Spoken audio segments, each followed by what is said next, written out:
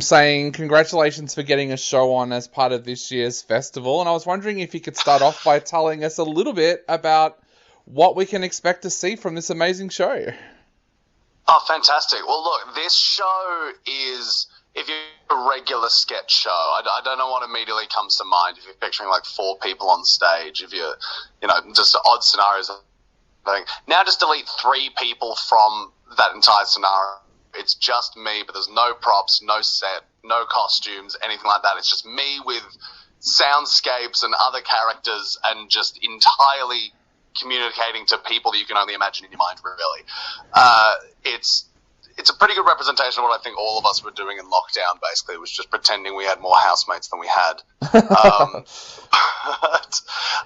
But it's interesting. So, yeah, it's a solo sketch show, basically, but it's a 1-hour show with over 40 sketches. It is rapid fire. You rarely get a moment to breathe inside of this show. Wow. It's got comedy, it's got stand-up, it's got a little bit of magic in it, some music as well. I've worked very hard to make a show that you'll have no idea what's going to come next. How much pressure does that put on you, having to do that all yourself? Because I saw the Umbilical Brothers last night, and they, of course, they rely on each other, they rely on their props, they rely on special effects this time around. But how much pressure is that when you have to do it all yourself? I mean, the pressure's intense, but I mean, the Umbilical Brothers were lucky to meet each other. I had the pleasure of not meeting an on-stage partner, but my director is a man named Justin Gardam, who's a Green Room Award-winning sound designer. So he's my Shane Dundas, basically. He's just off stage. So he puts in all the work and the sound design, and then I cue the whole thing from stage while I perform. The show's got, I think, over 400 cues the entire show, which is both intimidating, because I've got to remember when to hit the button, but it's also really nice because it does mean I've got a scene partner that never forgets their lines. Definitely. Which is really nice. So, mate, tell us a little bit about your past. You've done comedy, Sure. Magic, obviously you're an actor as well, so tell us a little bit about where all of these skills came from and what kind of drew you into the world of comedy. I was an only child with no friends. So, yeah, next question, I guess. It really was, I think I did the Melbourne Comedy Festival's Class Clowns competition when I was in year 11, and I won the state final, which really was both such an incredible opportunity and such a false representation of how good I was at the time. Because I did so well, I was like, oh, great, I can do this. And then it took me a good 3 years of bombing real hard for a while before realizing, okay, maybe I actually need to put some better work into this. So then I've been doing magic since I was a kid, just because I needed something to entertain myself. Music was exactly the same. So by the time that I came around to do my first comedy festival show in 2016, I was going, well, honestly, I kind of just need something to separate myself from all the other performers. So I'm just going to chuck every single little thing that I know how to do into this show. And I just kind of haven't changed my methodology since. I'm going, What's that? I've learned a new party trick? Fantastic. That's a new 5 minutes for the show. Was there something that sparked that interest there when you were a kid? Like, were there certain comedians that you were drawn to or certain magicians that you were drawn to? Absolutely. I think my very first discovery that comedy existed was sitting down and watching the 2007 Comedy Festival Gala, which was hosted by Peter Hellier. Tim Minchin was the opening and closing act. It was James Galea did a fantastic card trick on that on that set as well. It was around the same time that I was watching the Umbilical Brothers for the first time, and I just thought I would watch David Collins from the Umbilical Brothers just pretend to place his hand on a wall, and I thought that was the most incredible magic trick I'd ever seen in my entire life. So I was like, I've got to learn how to do that.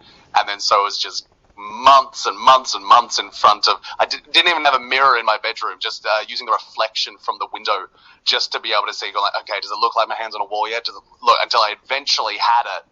And then And then I started learning to pop lock when I was in high school, and then suddenly all the mime skills actually really came in handy with that.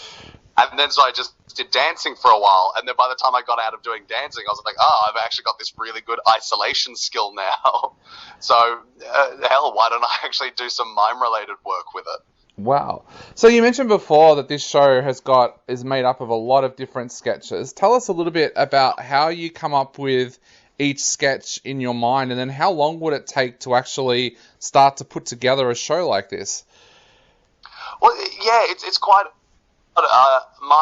my method is very much come up with as many sketches as I possibly can throughout the year, then chuck them all together, and then what will tend to happen is there'll be such random ideas. I'll just be looking at it going, okay, I'm driving over the Westgate Bridge. The Westgate Bridge sucks. How would the Westgate Bridge feel to hear something like that? Boom, now I've got a sketch about meeting the Westgate Bridge at Revs. And I'll just keep writing sketches, and they'll just be random sketches, and they'll keep going. And then eventually when I collate all the good ones together, there just tends to be an overall theme or overall thought process, like just something. If I'm able to read the subtext of my own sketches, I will tend to find what that show is going to be about, and then I'll turn that into a through line. But I've got a rule when it comes to the sketch writing, which I haven't seen all over the place in heaps of sketch writing, which is that if never try and stretch out a joke. Never try and stretch out a joke into an entire sketch. If you've got one really, really good joke in your sketch, and you're like, okay, now I've got to write a sketch around this, don't. Yep. You got your good joke. That's now just a really good joke. If that makes a 15-second sketch, congratulations, you've got a really good 15-second sketch. Don't try and stretch it out into 5 minutes. You're better off writing 3 more sketches to fill that time. So yeah, it's kind of like a war of attrition. I'll just eventually write enough sketches that it'll make out an entire show, which means I won't need to have any filler. Yeah. And some of the themes in the show this year are identity and masculinity, which of course are things that are plucked straight from the headlines at the moment. So tell us a little bit about those themes and why those themes were the ones that you kind of centered on for this show. Well, it was interesting. My previous show, which is called Mime Consultant, was very much about this concept of masculinity, which was almost an accident. I didn't really intend for the show to be about that. And then when I remounted the show for Melbourne Fringe, I kind of realized, I was like, all of this is just an analogy for being a man, and like not particularly feeling like you belong in this world and trying to figure out your place in it. And then when I wrote my new show for 2020, which is Mime Sheriff, it was based on these similar ideas of not particularly belonging in society and wondering what belonging even means. And then of course COVID hit, and then I never got to do that show. Yeah. And then I had the luxury that all of us had of spending 8 months isolated to really just analyze my own thoughts and personality, which has eventually made us into this new show now, which is I'm Not A Mime, which is really, if I'm entirely honest, I think it's the first show that I may have actually made where I'm actually sure of who I am as a human being. Yeah. And so it makes it really nice to go like, cool, this is, forget everything I've spoken about in the past. This show is who I am. This is the one. Watch. If you haven't seen the previous ones, don't worry. This is the show. This is who I am. And yeah, it's kind of,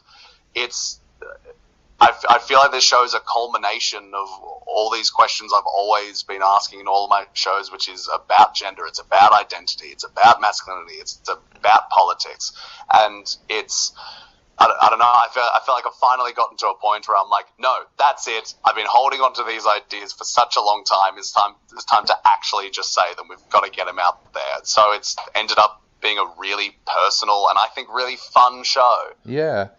And what was that 8 months like for you in lockdown as an artist? Because I know for myself, stupidly, my timeline in my life is always mucked up, and I actually did my first stand-up gig 2 weeks before we went into lockdown, so there was no follow-up. Oh, congrats. And there was no follow-up, and then I spent the first couple of months going, hey, this is pretty good, I'm an introvert, I'm liking this lockdown to get me out of this house before I kill something by the end of it. What was that like for you during that time? Yeah, definitely around April, it was that weird feeling of I was constantly flip-flopping between going, look, I tell you what, this ain't actually awful. When am I going to have a vacation this long again in my entire life? This ain't bad. Just flipping between that and, oh my God, everything I love is gone. So constantly flipping between those two things can be stressful.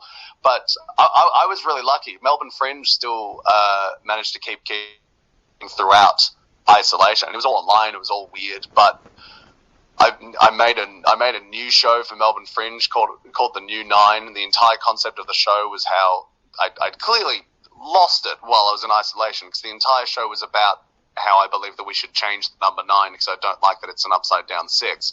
So that was the entire show, and then it won Best Comedy at Melbourne Fringe. So so by that point I was like, excellent. We must have all lost our minds. All of us have lost some sanity.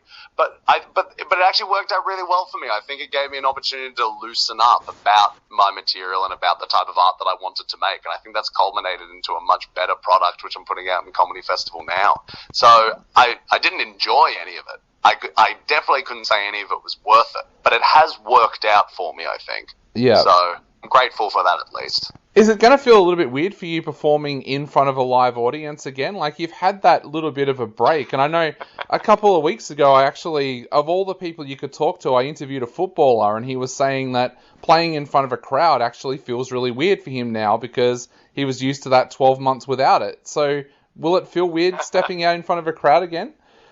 Honestly, I don't think so. I've been lucky enough to do, as other comedians have not been able to, I've been lucky enough to be able to do some performing already in front of a crowd, and it was incredible just how much all it just came back to me immediately. I've never played football in my life, so I have no idea what that kind of an experience would be like. But I feel like as a footballer, you rarely kick a ball differently depending on how the audience is yelling at you. Yeah. But that's entirely my job. So it's nice to actually have the crowd tell me again, because what I'm realizing is, as a comedian, I barely know how to kick a ball unless the audience tells me if they liked the way that I kicked it. So is this analogy holding up? I feel like it's nearly there. But yeah, honestly, performing in front of an audience again, it felt less like going like, oh yeah, there's a different way of doing it. And it felt like I had my writing partner back. Yeah. Like, half of what I do on stage is entirely molded by the audience that's in front of me. So for ages it was going, oh, I've just got to trust my own devices. This is awful. Where's my partner? This is awful. Well, we want those seats filled for you and your show throughout your time at the festival this year. So I guess to wrap up, what would you like to say to our listeners out there about why they should head along to your show? Look, I can't tell you that your life is going to be absolutely changed by watching my comedy festival show this year, but you won't know if your life is going to be changed before you see it. Because look, if I'm entirely honest, this show has legitimately changed my life. I performed it once, and it was a test show in front of my 5 friends, and I'm a completely different person since doing it. So if you want to have any inkling as to what has changed me within this performance, come along and I think you'll get the idea for it. And it's funny as hell. You'll really like it. Definitely. Well, for everyone listening, all of the details for how you can see Patrick's show will be up on our socials and also on our website. And if you found this podcast online, then just look below where you found it and you'll find all those details as well. Mate, thank you so much for joining us today. It's been an absolute pleasure, and I cannot wait to come along and check out your show. Thanks so much, bud. Thanks for having me. Not a problem, mate. I'll let you go. Have a great afternoon, and I'll see you at your show in about a week's time. Have a go on, mate. We'll see you then. All right, mate. See you then. Bye.